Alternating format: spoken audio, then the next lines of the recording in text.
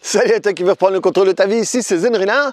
Et dans cette vidéo, je voulais poursuivre un petit peu la dernière vidéo que j'avais fait et que apparemment vous avez assez bien aimé le fait que je sois un petit peu, c'était la fin des vidéos et je suis un peu parti comme ça, donc c'est cool que vous appréciez ça.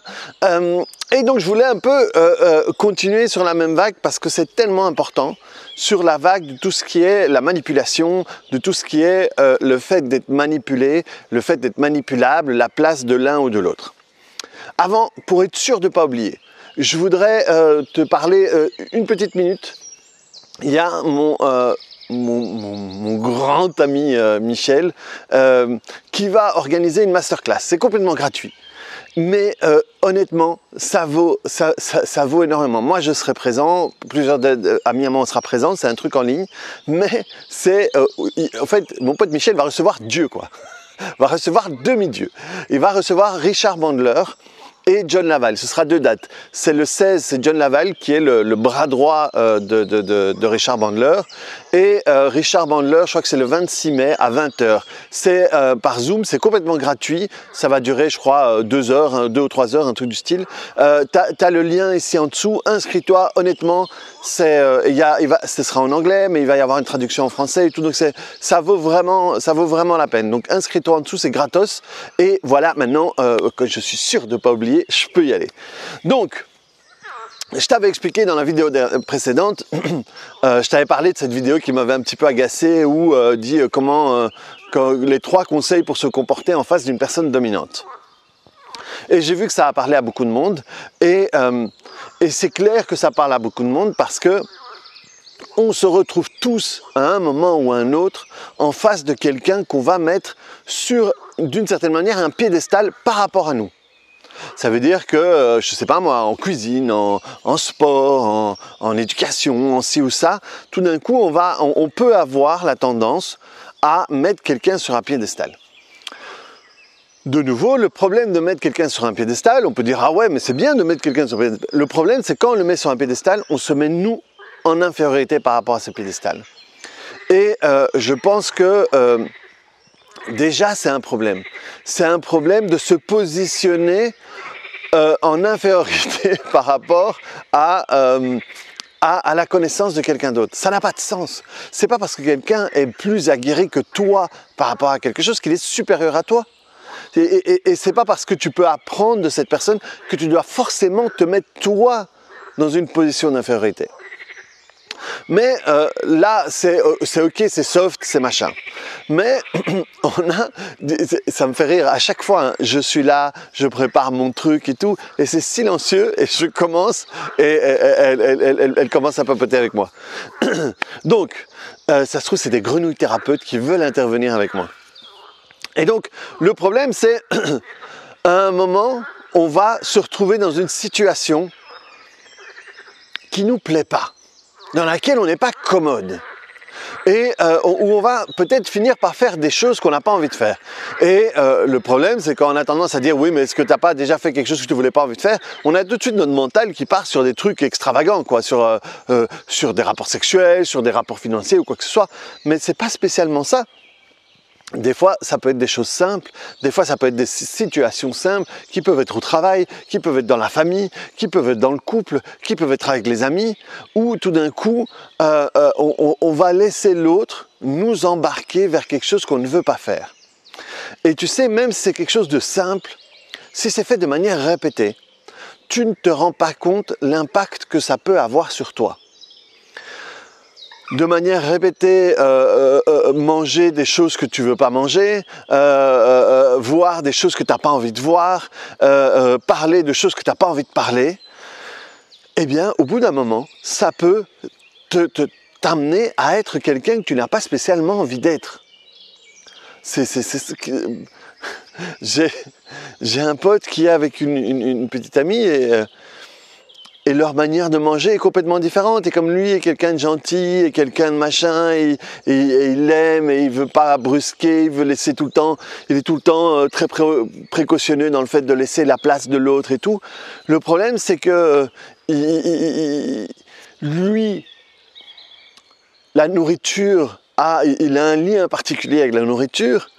Et depuis qu'il est avec elle, ben, il est en souffrance de ce côté-là. Ça veut dire que dans les moments où il est tout seul, le moment où il est à l'extérieur ou quoi, il termine en se goinfrant de trucs pas spécialement bons, mais simplement parce que c'est une manière de compenser, de s'échapper par rapport au rôle qu'il essaye de jouer ou qu'il laisse l'autre le faire jouer dans sa relation de couple.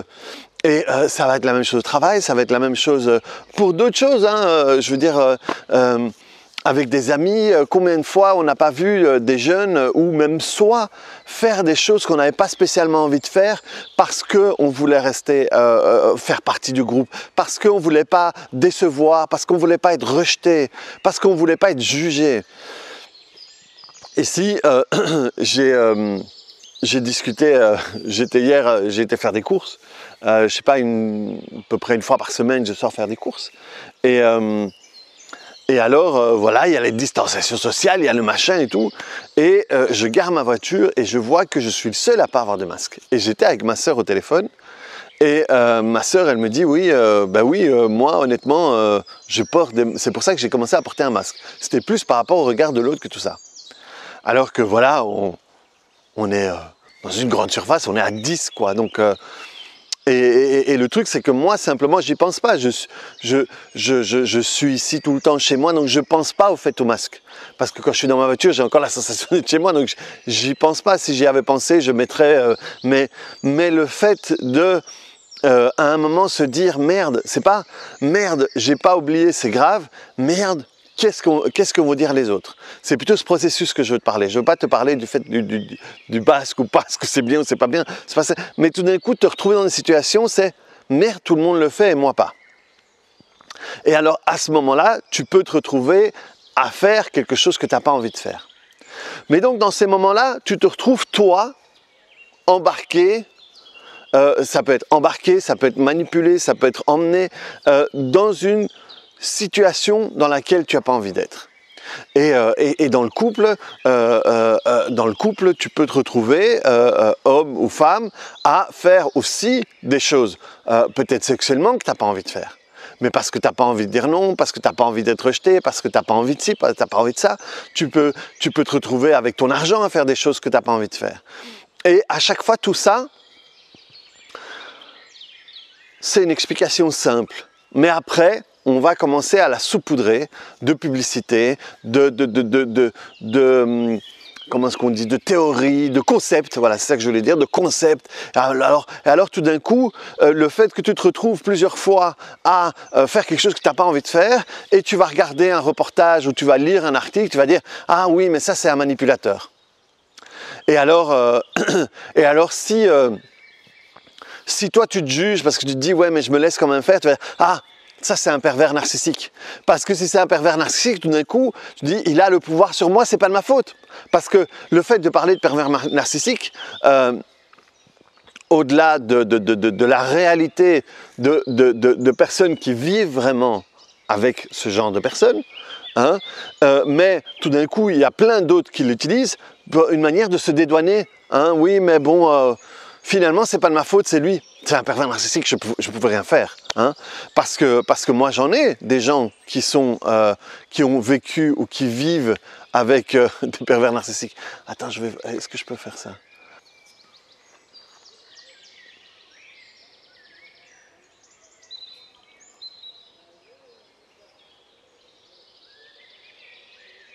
Voilà ce qui se passe quand je filme. Voilà, je suis désolé, c'est tout. Mais voilà. Et donc, le truc, c'est que dans ces moments-là, tu vas te dédouaner, toi, de ce qui peut se passer en disant que c'est un pervers. Enfin, toi en général, mais il y a des gens qui peuvent se dédouaner en disant « Oui, mais c'est un pervers narcissique. Oui, mais c'est ci, oui, mais c'est ça. » Moi, j'ai travaillé avec des gens qui ont vraiment vécu avec des vrais personnages qui ont ce genre de comportement et ce qu'ils vivent au quotidien est, sur la longueur, vraiment assimilé à de la torture.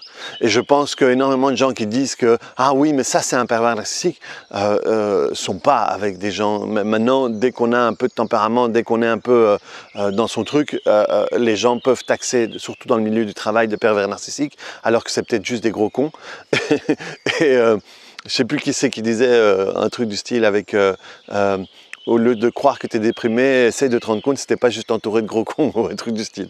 Et donc, mais quand tu te retrouves dans cette situation-là, où tu vas dire oui, mais c'est des manipulateurs, je me suis fait manipuler, je me suis si, qui en réalité, c'est ce qui arrive au quotidien. C'est ce que je disais l'autre fois.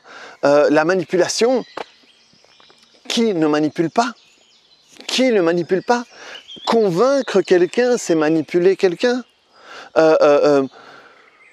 D'une certaine manière, mon boulot, quand j'aide quelqu'un à changer d'angle de vue pour recadrer, mais d'une certaine manière, je la manipule pour arriver à là. Motiver quelqu'un, c'est le manipuler. Je sais pas moi,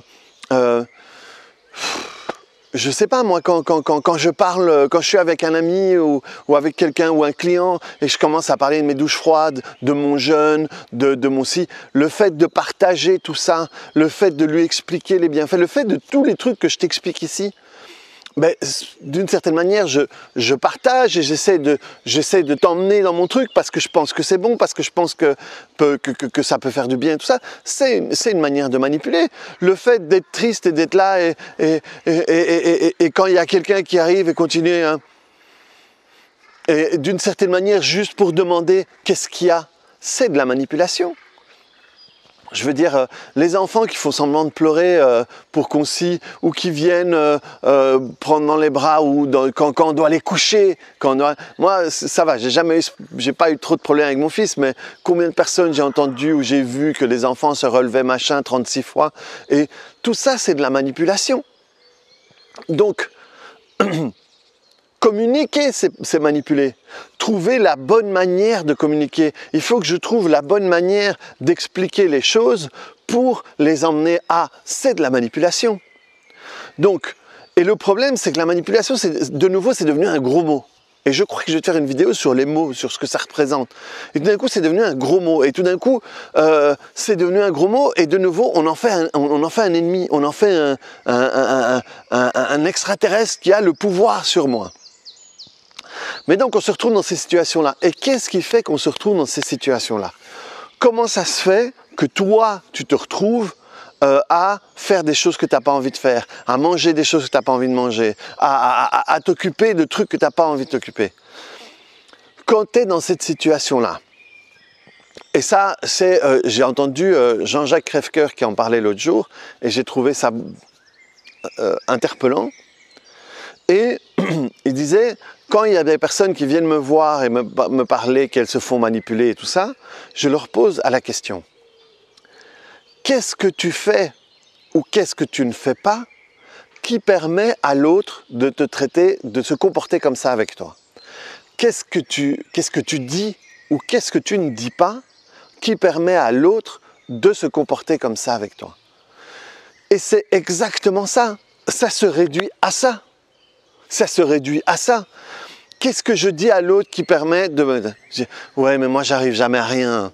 Oui, mais de toute façon, moi, j'arriverai jamais à rien. » Et ça, si tu as une enflure en face de toi, ça va lui donner le feu vert que chaque fois qu'il veut que tu te comportes X ou Y, que tu fasses X ou Y, eh bien, de te dire « Ouais, mais bon, de toute façon, toi, tu n'arrives jamais à rien. Laisse, je vais le faire parce que toi, tu n'arrives jamais à rien. Bon, écoute-moi, sinon tu n'y arriveras jamais à rien. » Et ça donne un levier à l'autre pour te manipuler et pour aller toucher ta corde sensible vu que tu la donnes sur un plateau d'argent. Donc ça, c'est qu'est-ce que tu te dis qui permet à l'autre. Mais qu'est-ce que tu ne dis pas?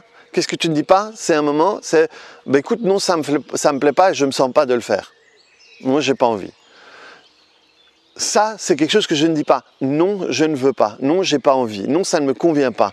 Non, je préfère faire autre chose. Non, tiens, aujourd'hui, je préférerais manger ça. Ok, tu veux manger ça, super. Mais moi, j'ai vraiment envie de manger ça, donc aujourd'hui, je vais manger ça. On peut manger des trucs différents. Tu vois, des choses simples comme ça. C'est qu'est-ce que je ne dis pas qui permet à l'autre de me traiter comme ça.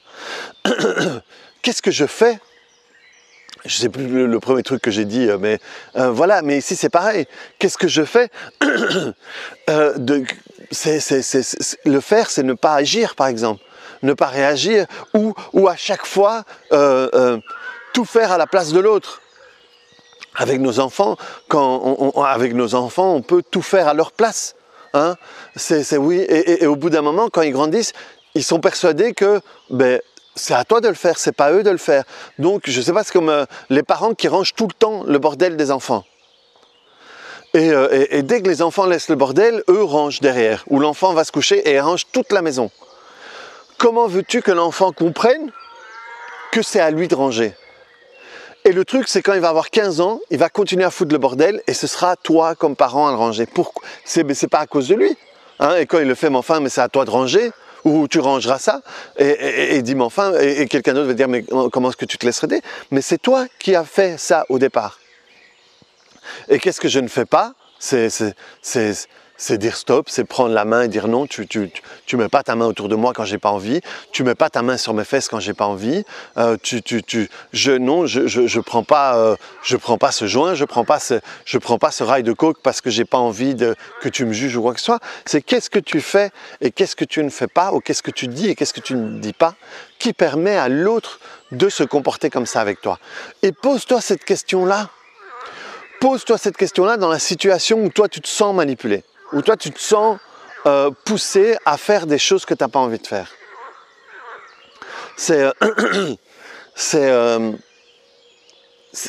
Et là tu as la solution, tu as l'explication à tout. Et donc une fois que tu as ta réponse, ce qui est intéressant c'est, ok, qu'est-ce que je fais, qu'est-ce que je dis, ok, ben je fais ou je fais pas ça, à ce moment-là, ok. Et l'intéressant c'est,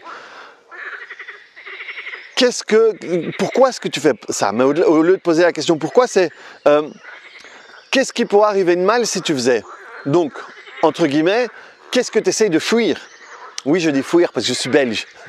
Qu'est-ce que tu essayes de fuir? Ça veut dire que si je le fais, j'aurais peur d'être rejeté.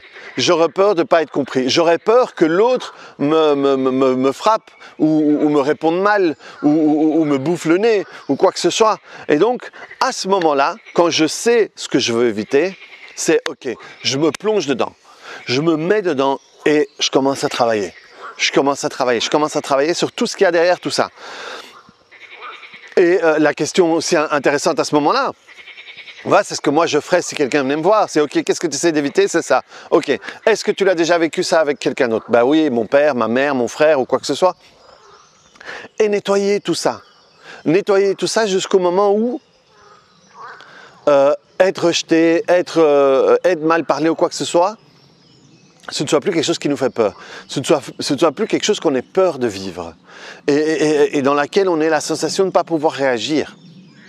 Et à ce moment-là, ce sera beaucoup plus facile pour toi de pouvoir réagir différemment plutôt que aller voir un type qui va te coacher pour que tu sois capable de le faire même si tu as peur.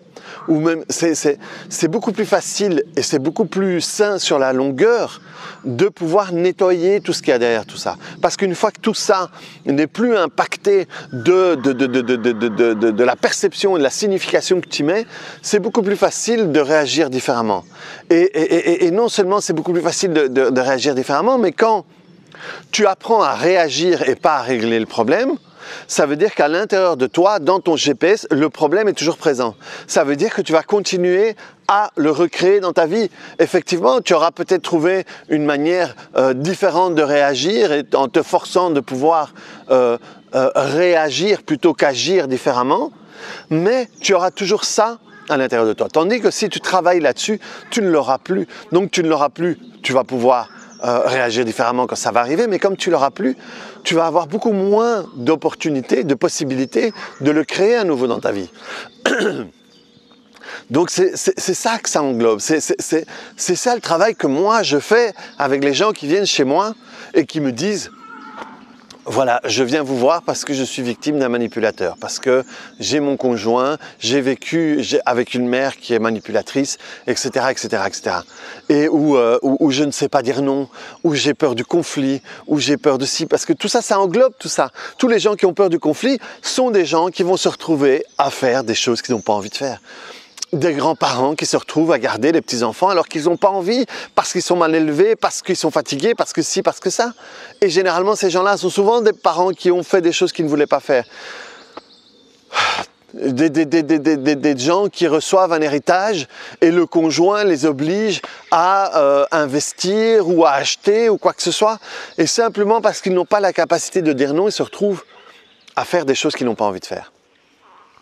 T'occuper dans ton travail à gérer 3 postes, alors que dans ton job description, tu avais juste une tâche à faire et qu'on t'en fait faire 3 et ça dépasse sur ton truc et on se fâche si tu le fais pas bien et t'es pas payé plus.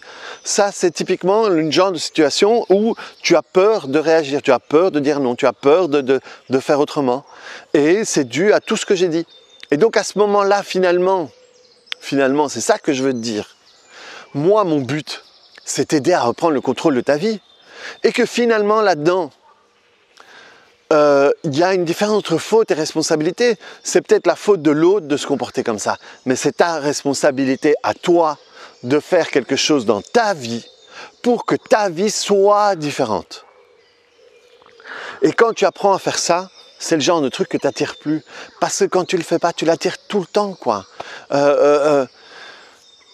Moi, j'ai travaillé sur des personnes qui se sont fait abuser sexuellement, mais au moins 6 à 7 fois dans leur vie, avec 6 à 7 personnes différentes. Donc tu te dis, ça ne peut pas être un problème de chance. Quand c'est la 5e personne qui te trompe, c'est pas un problème de chance. Quand c'est le 5e boulot dans lequel tu te trouves et qu'à chaque fois, on abuse de toi, on t'arnaque, on te paye pas, on te fait faire plein de boulot, c'est pas une coïncidence. C'est pas un problème de malchance, c'est qu'à l'intérieur de toi, il y a quelque chose qui t'est inscrit, qui t'emmène vers tout ça. Et ce travail-là te permet de te libérer de tout ça. Donc c'est important, pose-toi la question, quand je suis dans cette situation-là, avec cette personne par qui j'ai la sensation d'être manipulé, qu'est-ce que je fais ou qu'est-ce que je ne fais pas? Qu'est-ce que je dis ou qu'est-ce que je ne dis pas? Et à ce moment-là, où est-ce que ça t'emmène? Et ça, de nouveau, c'est des ramifications, quoi. Et vers quoi ça t'emmène? Et nettoie tout ça. Nettoie tout ça avec la vidéo 144. Viens me voir. Viens, si tu retournes sur ma vidéo des traumatismes ou des peurs, je pense que tu peux encore l'acheter parce que j'ai pas encore changé les trucs. Tu peux le faire en partant de là-dessus. Ou viens me voir, quoi. Parce que moi, à ce moment-là, je peux t'aider à faire le boulot. Et je peux t'aider à aller plus loin parce que les questions, je les connais, parce que je sais où t'emmener, je sais vers quoi te tourner pour que tu puisses voir finalement le tableau et qu'est-ce qui génère tout ça et t'aider à bosser là-dessus. Et honnêtement, une visite chez moi, c'est un investissement. C'est un investissement sur la longueur de ta vie. Donc c'est important en tout cas que tu fasses quelque chose. Surtout maintenant, voilà, on arrive au déconfinement, on va sortir, on va devoir se réapprendre à la nouvelle vie, à retourner professionnellement, ça va être dur parce qu'on va se retrouver avec des gens qui vont d'une certaine manière essayer de nous faire rattraper le temps perdu. Et là, on va se retrouver vraiment dans un truc comme ça. Et c'est important que tu bosses dessus dès maintenant pour que tu puisses, toi, décider, ok, ça oui ou ça non. Donc voilà, reprends le contrôle de ta vie, clique sur le bouton j'aime, mets-moi un commentaire là-dessus et on se voit très bientôt dans une autre vidéo. Allez, salut!